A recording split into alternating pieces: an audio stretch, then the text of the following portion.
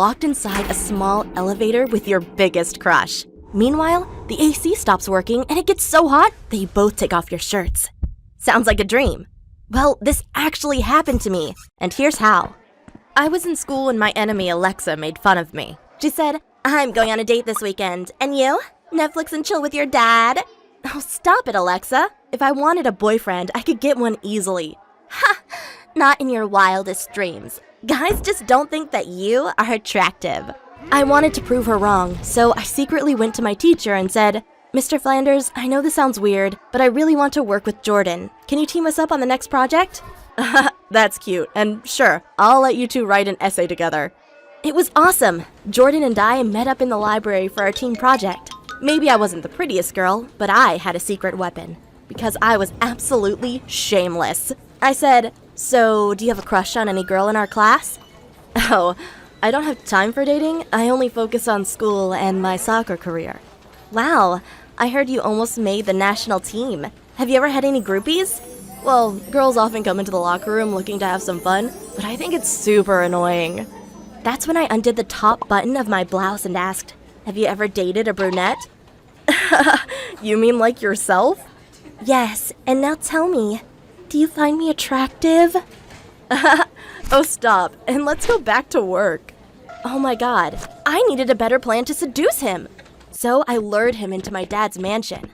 There, we had a small elevator, and I had instructed my brother to switch off the circuit breaker in the middle of the ride. Whoa, the elevator stopped. Yeah, it happens all the time. We just have to wait until my dad comes home and rescues us. It was so tight, Jordan's body was almost pressed up against mine. And with the AC off, it got really hot and muggy in there. So I said, "If you want to take off your shirt, please go ahead." "Well, actually, I'm fine." "Well, then, I'll go first." I peeled down to my bra and said, "It's just like a bikini. And by the way, do you think I'm attractive?" "Oh, you sure look good." I really thought he liked me, so I went ahead and kissed him. We kept going for 20 minutes, but right when I took his shirt off, I heard my dad scream, "Hey, what are you doing with my daughter?" Snap! I was in big trouble. My dad still thought I was an innocent little girl. He didn't know the real me and said, "How dare you touch my daughter?" "Dad, we both like each other, and I'm 16, old enough to date boys and have some fun." My dad grounded me for weeks, but I didn't care. The following day, I visited Jordan after his soccer practice in the boys' locker room, and I got plenty of attention. "Jordan, a girl is here for you, and she seems naughty." "Oh, hey, what are you doing here?" "I wanted to invite you to my house. I have a special surprise for you." I took him to my room and peeled down to this cute cat outfit. Meow. We kissed for a minute, then Jordan got nervous and went to the bathroom. He didn't come back for 20 minutes, so I went searching and found him talking to my brother about soccer. "Sister, what the hell are you wearing? It's disgusting!" I finally gave up on seducing Jordan and went to sleep. But at night I had to go to the bathroom, and that's when I heard noises from my brother's room. I opened the door and oh my god, they were kissing! I took a photo and said, "Wow, Dad's not gonna like this." "Oh, you witch! Please don't tell him!" "Witch? You are my brother and just stole my boyfriend, you jerk!" I knew Dad wouldn't be happy to find out his son was into boys. So I did what any good sister would do and blackmailed him. "From now on, you are my servant, or otherwise I show Dad the photo. And you, Jordan, I'll let you spend 2 hours a day with my brother as long as I get the rest of the time." They both agreed. It was kind of weird sharing a boyfriend with my brother. One time we watched a movie together with Jordan sitting between us. I would kiss him for a few minutes, and then my brother would kiss him for a few minutes. But then he lost it and screamed, "Sister, I hate sharing my boyfriend with you, you freaking perv." "How dare you even speak to me, you worthless servant? Now make me a salami sandwich." My brother did whatever I ordered him to do. Sometimes I even used him as an ottoman. Meanwhile at school, I showed Jordan off to all my classmates, especially Alexa, because her boyfriend had just dumped her. I said, "Who's the loser now, Alexa? I bet your ex-boyfriend was sick of your cellulite." Yes, I saw it in PE class, and it's disgusting. But I was drunk on power and took it too far. I told my brother, "From now on, you will flush my toilet for me." "No way I'm gonna do that. You're disgusting." "Okay, then give me the laptop you got for Christmas." "Screw you. Go ahead and out me to Dad. I don't care anymore. At least it will end this nightmare." I fulfilled his wish and told Dad everything. He turned to Jordan and said, "So first you kiss my daughter, and then my son?"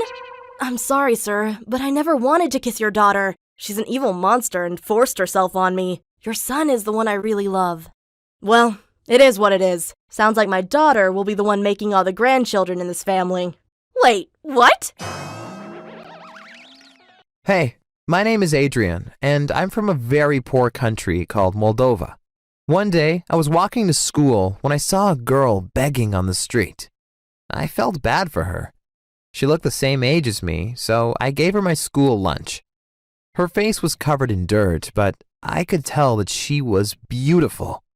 When I got back home, I told my mom about the girl I saw on the street. She responded, "That poor girl. If she's beautiful and on the streets, she won't survive very long." I said, "What? Why not?" My mom responded, "Don't you read the news? They will take her to Turkey and sell her there to evil men." I was shocked and said, "We can't let that happen. We have to rescue her." My mom responded, "Well, do whatever you have to do."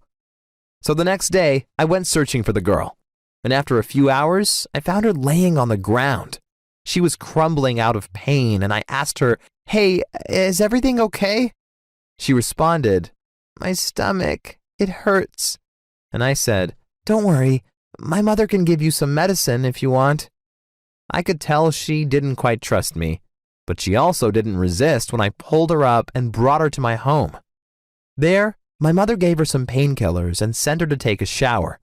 When she came out again, she looked completely different, like a normal girl, even though very beautiful. That day, I asked her why she'd been homeless, and she told me how she had grown up on a farm on the countryside, but her mom had turned insane and kicked her out one day. She said she had never gone to school because she had to help her family working on the fields. I felt so bad for her. I said, "Hey, if you want, you can live with us now. We don't have much money, but we will give our best to take care of you." She said, "Wow, thank you. That would be so grateful." That's how our friendship started. We spent lots of time together and often wandered through the forest. But one time, she hurt her feet and couldn't walk anymore, so I had to pick her up and bring her home. I know it was wrong, but it felt good to feel her skin on mine. And I guess she enjoyed it too because she cuddled her head against my chest. When we arrived back home, she gave me one long hug, then looked into my eyes and said, "Thank you so much. You are my hero today." Of course, I've had feelings for her before, but now I knew she liked me too. So the next time we went to the forest, I asked her, "Hey, do you like me?" She turned red and whispered, "Maybe."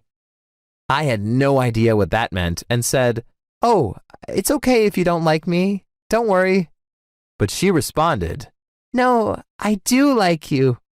Wow, I hadn't expected such a clear answer, but I knew what I had to do next.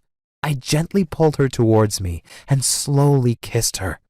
This was awesome, but she wanted to go further and tried to pull my pants down. I said, No, it's too risky. We are too young to have a baby." But she just smiled at me and said, "You stupid. That's not what I wanted to do." Back then, I had no idea what she meant, but after one long last kiss, we went back home again.